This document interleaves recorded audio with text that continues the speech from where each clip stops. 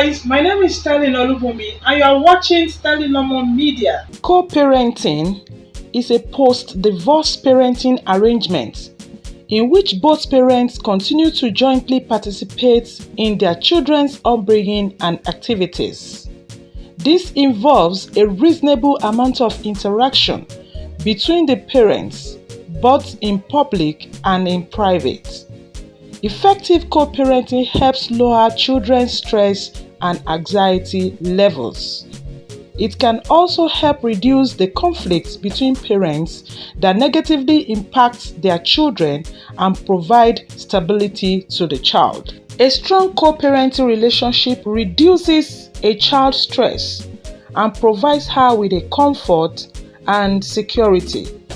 Co-parenting also helps each parent balance the responsibility of parenthood by having another person to rely on and make decisions. So, it reduces your stress too. Co-parenting is an enterprise undertaken by parents who take on the socialization, care, and upbringing of children for whom they share equal responsibility.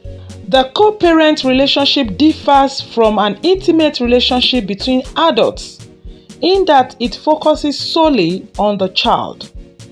Co-parenting rules aren't hard and fast, but they are guidelines that you and your ex may want to follow.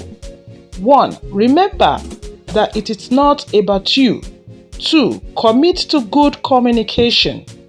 3. Make a plan. 4. Be flexible. 5. Be forgiving. 6. Don't forget that your kids are watching and learning. 7. Leave the kids out of it. 8. Watch what you say around or to the kids. 9. Don't fight or argue. 10. Be consistent. 11. Respect each other's time with the kids. 12. Work hard to agree on big issues. 13. Don't use the kids as messengers. You and your co-parents must be able to spend time together without fighting or creating tension. One parent must feel comfortable welcoming the other into their home. This approach can be very useful for young children in the years immediately after a divorce. One of the disadvantages of co-parenting is that they have to assume the joint responsibility of child rearing by making changes in their professional issues and schedules, which are usually packed. Some conflicts or dispute views may also arise between parents, which make it difficult for the kids to cope. When co-parenting, you shouldn't sabotage your child's relationship with the other parents, intentionally or unintentionally. Don't ever use your child as a pawn to get back at your ex or hurt your ex, even though it can be tempting. Don't use your child to gain information or to manipulate and influence your ex. You may hate your ex. You might even think he or she is the worst possible excuse for a human being on planet Earth. You might find it hard to imagine what you ever saw in your former love. You also might need to work on the lingering anger and hurt surrounding your divorce. You and your ex must take the high road. Put aside your antagonism and resentment. Be emotionally mature and find a way to co-parent your children. There really isn't a middle ground here. Putting children in the middle of your relationship is selfish and destructive.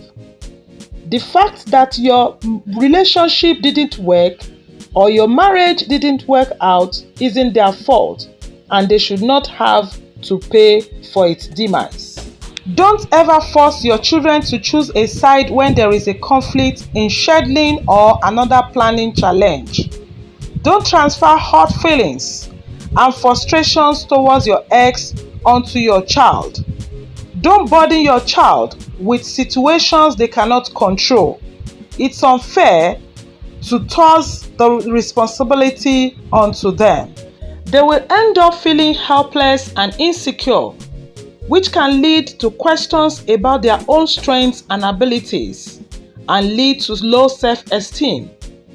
Co-parenting is challenging and takes a lot of work and adjustments. The needs and emotional well-being of the children come first. Show them acceptance while giving them a structured environment. Make them feel safe by ensuring them that both parents are still there for them. Give them the space and permission to express their emotions and vent their anger and confusion, even if it makes you feel uncomfortable. Don't turn family events into pressure cookers where everyone feels the tension. Don't become so emotionally needy that your child develops a feeling of guilt if he or she spends time with the others. Don't try to convert guilt into overindulgence when it comes to satisfying your child's material desires. Forbid your children to speak disrespectfully about the other parents, even though it might make you feel good in the moment. Don't ask your children to deal with adult issues because they aren't developmentally ready to consider adult problems. Ready to focus on and navigate the childhood developmental phases they need to go through.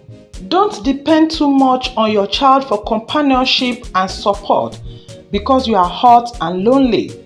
Sit down with your ex and make an affirmative plan that sets aside any differences you may have and focus on meeting the needs of your children.